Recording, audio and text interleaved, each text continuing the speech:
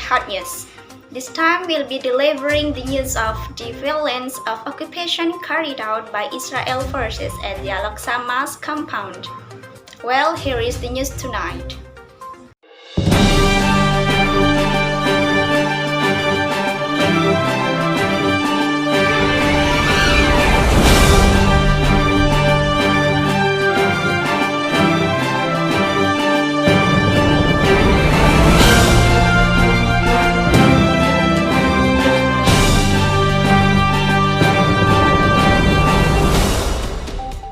Saudi Arabia condemned the violence and occupation carried out by Israel forces at the Al-Aqsa compound. According to them, the action was an attack on the third holy site of Muslims. The Saudis called on the international community to hold Israel forces accountable for the actions at the Al-Aqsa compound.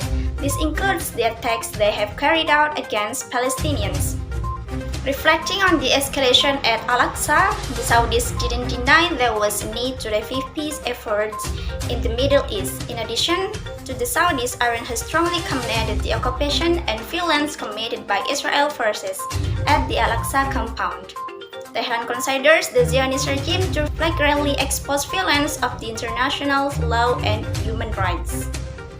Iranian Foreign Ministry spokesman said Khatibzadeh stressed that the Zionist regime and its international supporters are responsible for the consequences of such crimes on the occupied land. Khatibzadeh called on the government and international organizations to support the Palestinian people.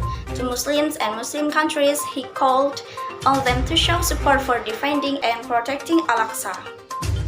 According to the Palestinian Red Crescent, clashes at the Al-Aqsa compound have left more than 150 people injured, including journalists and medics. According to the agency that runs Al-Aqsa Mosque, the Islamic Waqf, Israel forces began entering the third holiest compound of Muslims before dawn. At the time, thousands of Palestinians wanted to perform morning prayers. According to Israel authorities, its troops entered the Al-Aqsa compound to transport stones that had been collected by a group of Palestinians in anticipation of the violence. The Israel Ministry of Foreign Affairs also conveyed the same thing.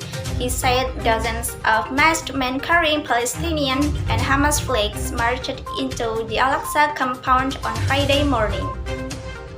They are accused of collecting stones around the area. Police were forced into the courtyard to disperse the crowd and remove the stones in order to prevent further violence, the Israel Foreign Ministry said on its Twitter account.